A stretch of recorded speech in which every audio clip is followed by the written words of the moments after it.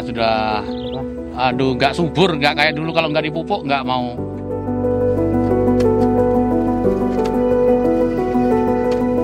Pasti mati Mbak kalau namanya nyedut air limbah batu bara ilegal nih. Nggak ada harapan bilang mau hidup.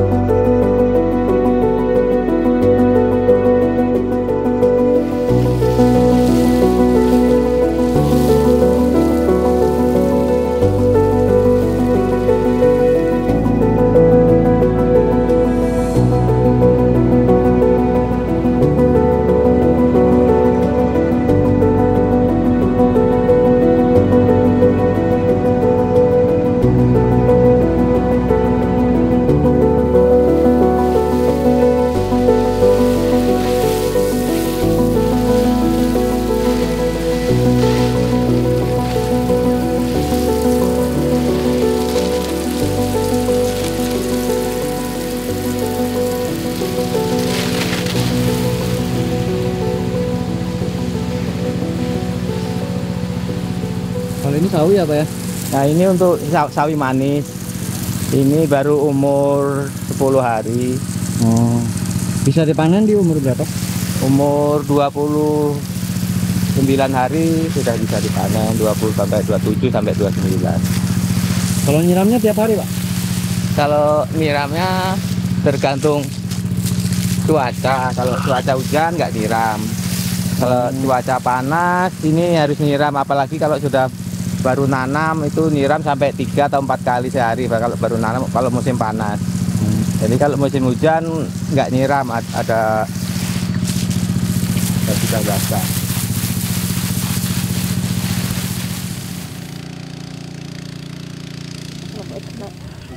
Dendo ya.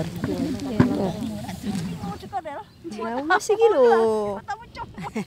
Alhamdulillah ya kayak gini-gini lah Ibu. Aktivitasnya setiap hari. Karyawan. Total berarti ada berapa banyak Bu perempuan-perempuan yang ikut bertani? 4, 5, 6 sama Ibu.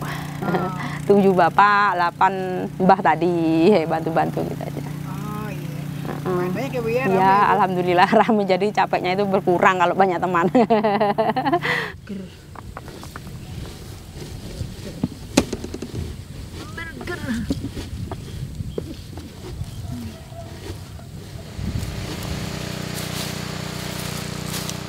Kita kan dulu rata-rata kalau panen itu sesuai dengan target ya, bahkan sampai melebihi dari target. Karena memang salah satu tempat kami ini dari dulunya dikenal memang dengan penghasil padi lah, artinya penghasil padi, perkebunan sayur, hortik itu contoh khususnya.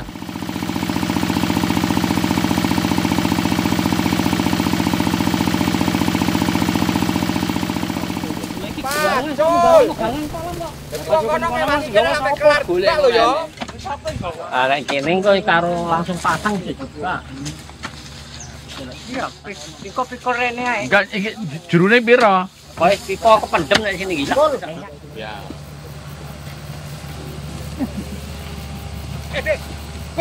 Monggo kowe. Apa ana Pak RT? Iya, yang bawa mesin pasang yang ini kok ini.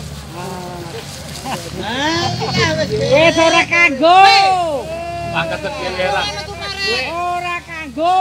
Lagi kegiatan gotong royong untuk galian pipa pengairan sawah. Persiapan kalau kemarau. Untuk persiapan kalau kemarau. Karena aliran sungai di sini sudah agak rawan. Rawannya gimana tuh Pak? Ya rawannya karena banyak hutannya gundul, galian-galian batu bara kemana-mana.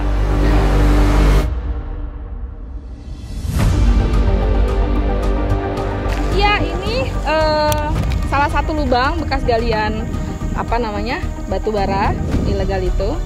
Dan sekarang kita lihat dia mengalir alirannya, airnya di bekas lubang tambang, di lubang tambang itu terus. Kalau kita menuruti aliran ini kita bisa lihat warnanya ya, sepertinya dugaan kami ini mengandung asam gitu ya, dari warnanya ada yang kejingga, kemudian kuning dan oranye. Nah kalau kita terus ke sebelah sana, ini Mama menyatu ke Sungai Plai, hulu Sungai Plai di sebelah situ.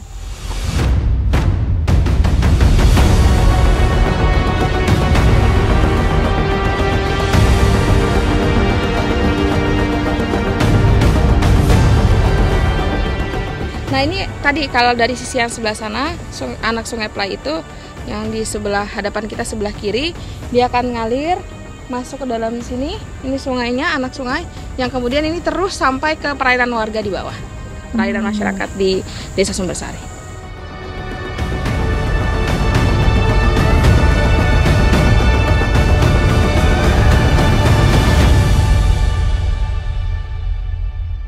Jadi kita ini masyarakatnya kebingungan masalah air kalau di waktu agak kemarau. Kemarau sedikit sudah kekurangan air kita di sini. Kalau sebelum ada tambang? Kalau sebelum ada tambang, waduh, makmur kita di sini. Ikan juga makmur. Kita mancing-mancing di paret-paret gini pasti dapat ikan. Sekarang air pada keruh, ya kan, lumpur. Jadi pengaruh dengan tambang ini apa ya? Terlalu banyak. Jadi kita di sawah air, terus di kolam-kolam juga air, ikannya pada, sawahnya apalagi, ya kan, sawahnya sudah, aduh, nggak subur, nggak kayak dulu kalau nggak dipupuk nggak mau subur kita di sini. Limbahnya lagi, nah itu di atas itu tuh yang tambang-tambang resmi, tambang-tambang koridoran, semua pada lari ke sini. Jadi keluhan masyarakat ini terlalu banyak, itu.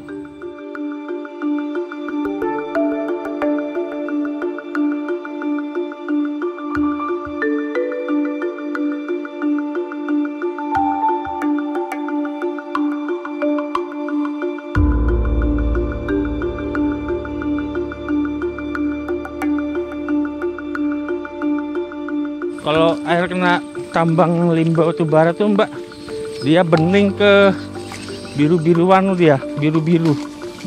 Setelah itu sudah katakan air limbah itu Mbak. Nah ini Mas Manu paretnya. Kalau sini jalur paret irigasi tembus ke tambang ilegal.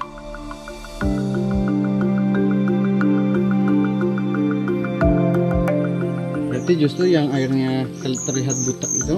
Nah itu yang bagus, ya? Yang lebih bagus. Yang bening ini malah berbahaya buat pembudidaya.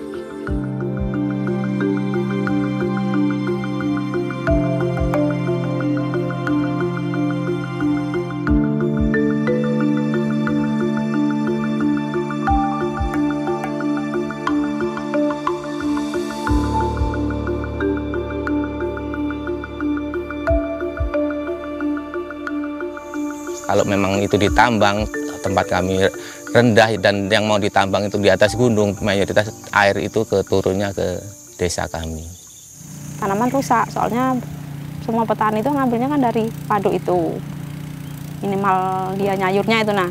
Jadi ya terganggunya dari air itu, rusak. Ngaruh. Untuk mandi aja lengket apa gitu. Airnya itu lengket, kan diobat sama batu bara itu kan. Keruh habis hujan itu langsung dikasih obat, jadi ya terganggu. Kita tambah mata air ini kan dari utara, jadi mata air di sana sudah digali, ya kita mau tidak mau di sini, namanya mata air sudah mati, ya kita kekurangan air, mengharapkan air pada hujan aja. Makanya kalau kemarau harus mensiasati, ya. Jadi kalau kemarau kita mensiasati ya kekurangan air sebelum kita ada desel yang besar ini ya. Artinya berusaha dengan penyedotan air yang kecil itu, pakai alkon, ya semampunya petani lah, namanya kita petani. Alhamdulillah ini ada bantuan. Nah ini merupakan lokasi tambang ilegal yang ada di Desa Sumbersari. Nah, aktivitas tambang ilegal ini dimulai tahun 2022, tetapi sempat dihentikan oleh warga pada aksi tanggal 2 Agustus 2022 lalu. Yang ilegal itu sempat yang resmi itu tidak bisa masuk selama 5 tahun, masuklah tambang ilegal itu tempat operasi. Maling! Perlu ditangkap!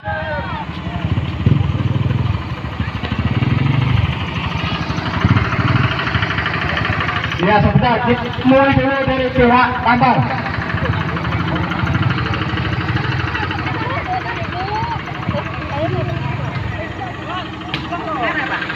Gak enak apa alatnya? Alatnya seberang apa itu? Jatuh deh. Sumber kan, penting kita udah bantu. Yang penting kita dapat uangnya, iya ya. Alat udah diganggu.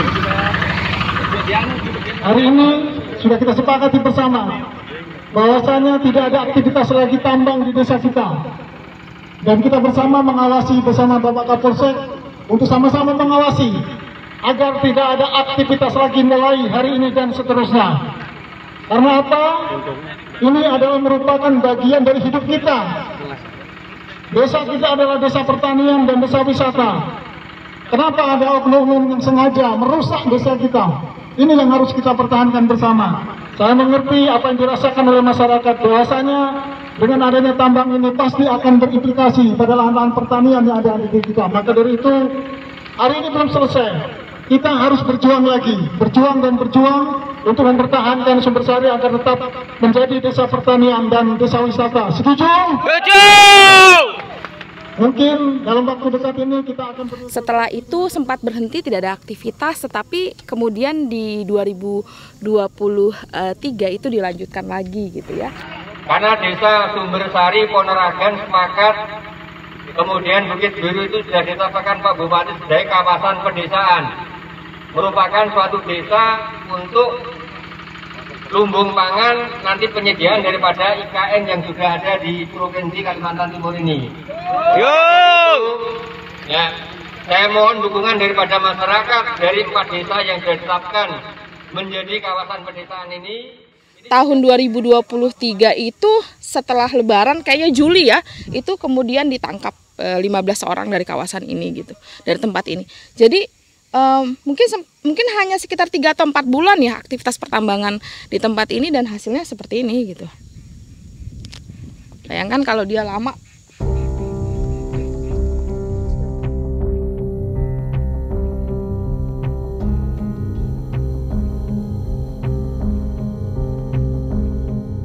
Kalau mereka sudah hauling, mobil itu enggaknya 10-20, ratusan hilir mudik. Belum selisihan lagi dengan mobil-mobil pembawa kelapa sawit. Ya kan?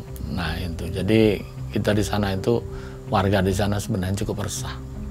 Jadi di Merangan jangan sampai ada tambang kolidoran yang lewat di kampung kita. Jalan kita sudah hancur, bilang saya gitu.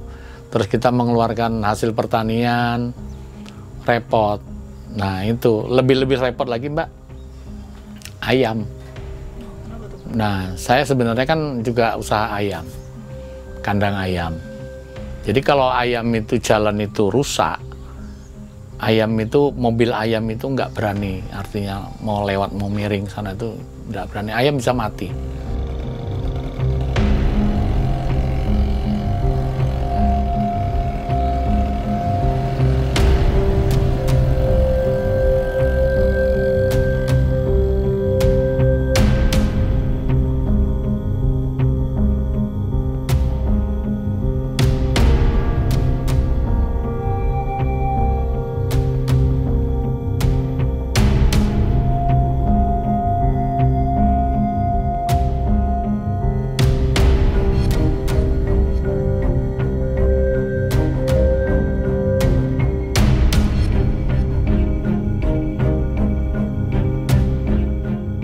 Setiap saat kita mendengar kabar bahwa nanti malam akan ada ibaratnya mobil tambang lewat kan kayak gitu. Jadi di situ kita selalu jaga malam. Sempat warga itu kalau di sini mungkin sekitar berapa bulan ya, berapa bulan kita mengadakan ronda malam, dan itu kita yang memang kontra itu ya kita kerjasama dengan untuk konsumsi apa tuh kita ya, untuk bapak-bapaknya yang jaga malam kita iuran, atau memang siapa yang mau nyumbangkannya kita antar makanan atau cemilan untuk mereka.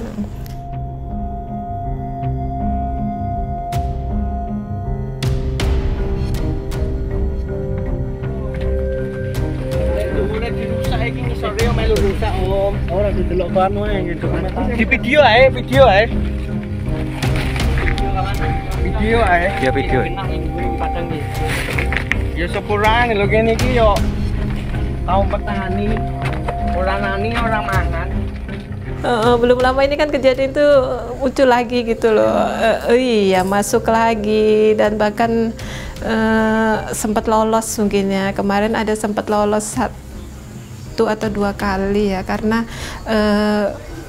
mereka tidak menggunakan dump truck lagi gitu loh. Jadi untuk mengecoh kita, mereka menggunakan pick up.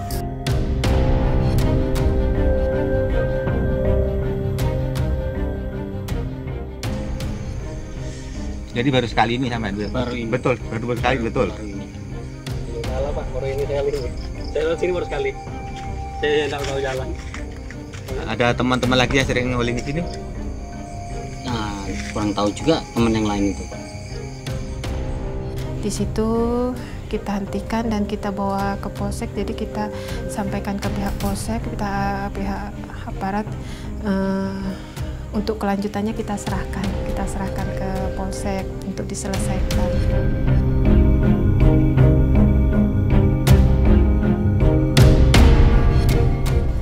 Senin paginya saya lihat sudah nggak ada. Pick up di polsek itu sudah tidak ada. Di situ saya tuh sudah mulai berpikir, kendaraan pick up sudah tidak ada, tapi sampai kita tunggu 2-3 hari, bahkan sampai 1 minggu, 2 minggu, kita nggak ada dihubungi sama sekali. Nah, itu jadi pertanyaan kita, ada apa gitu loh. Dan pihak apart tuh berarti memang nggak ada niat untuk memproses kelanjutannya ya.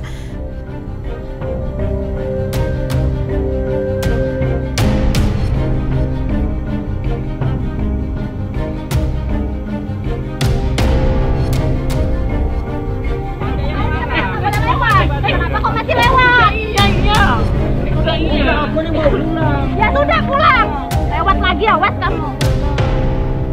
Cara aktivitas tambang masuk itu hanya dengan 2 cara. 1, korupsi, yang kedua adalah intimidasi gitu. Semua itu hampir seluruh industri ekstraktif gitu ya, baik tambang, sawit dan lain sebagainya. Jadi kalau cara korupsi misalnya menyuap untuk perizinan atau di kasus-kasus korupsi sumber daya alam kan banyak ya. Begitu. Kemudian yang cara kedua nih, intimidasi. Intimidasi ada 2 juga, ada yang enak sama yang gak enak. Maksudnya ada yang halus, ada yang kasar gitu. Nah, yang halus mungkin dengan cara diajak masuk bekerja, dipasangkan sumur kayak gitu. Tetapi ada juga cara kasar, misalnya ya tadi berhadapan langsung dengan preman, misalnya dibenturkan antar masyarakat, atau keterlibatan aparat ya, aparat keamanan negara ini gitu. Jadi saya ingat jam 12 malam Mbak, saya dijemput Mbak. Mereka ngatasnamakan ya dari kepolisian lah waktu itu. Saya malam dijemput Mbak. Itu jam 11 malam saya didatangi. Jam 1 malam saya didatangi. Preman. Sebagai ketua RT, kenapa saya sampai dukung warga untuk menolak adanya tambang ilegal? Sampai kira saya tidak bisakah mencopot sampai ke ketua RT? Saya bisa sebagai kepala desa melepas jabatan sebagai ketua RT. Karena apa, itu wewenang saya, katanya seperti itu. Saya nggak tahu apakah preman, apakah aparat, tapi sepertinya orang yang berkepentingan sih di situ. Sampai saya siang juga dicari yang namanya Denpom. Saya ditelepon, saya nggak tahu dapat dari mana Denpom itu dapat. Coba dari PM kalau apa itu ya? Polisi militer. Saya malam saya berangkat, saya dijemput, saya dibawa lah waktu itu kemana lah, ke Samarinda waktu itu dengan mobil. Ya bahasanya diculik lah mungkin Mbak. Ya saya mungkin nggak ngerti. Kalau memang beliau mau melepas jabatan saya sebagai ketua, monggo silahkan, nggak ada pengaruhnya ke saya. saya tetap akan menolak walaupun beliau juga harus saya dilepas tidak menjabat lagi, saya tetap akan menolak. Waktu itu kan nelpon saya alasan saya punya kegiatan, ya kan, saya kan nggak ada masalah, bahasa saya seperti itu. Sampai mau dicari rumah saya yang di sana, yang satu lagi. Jadi yang di Merangan nggak saya tinggalin selama saya ngungsi di rumah saya satunya. Cuma rumah yang satunya saya rahasiakan. Mereka tetap nyari. Saya ditanya, saya bilang, Bapak kok bisa ikut campur tangan? Saya bilang, saya cuma jawab, saya bukannya campur tangan, saya bilang, tetapi saya bilang, ini tugas saya sebagai kepala dusun. Saya hanya melaksanakan tugas saya dan saya tidak pernah memprovokasi. Kami desa tidak pernah memprovokasi kegiatan apapun. Karena posisinya kami, apa dari maunya warga, yaitu yang kami laksanakan. Itu aja. Nah,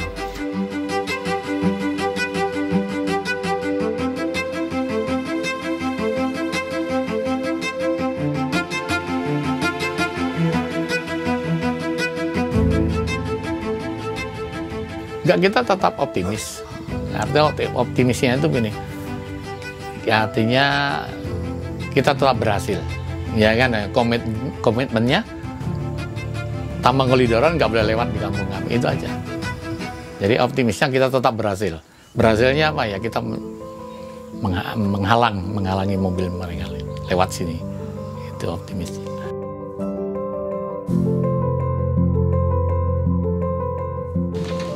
Itu nanti ngasih uangnya per berapa ambil Pak?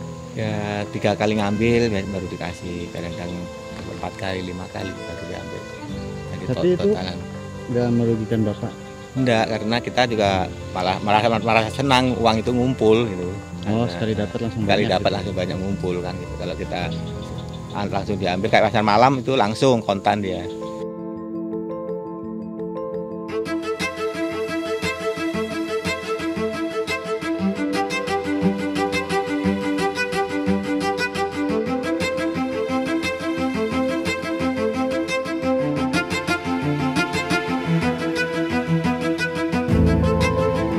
Nah, sebenarnya harapan besarnya adalah memastikan adanya perlindungan untuk para pejuang lingkungan hidup sih di kawasan-kawasan lingkar tambang yang berjuang untuk ruang hidup mereka yang lebih baik atau memperjuangkan ruang hidup mereka yang masih ada sampai sekarang gitu.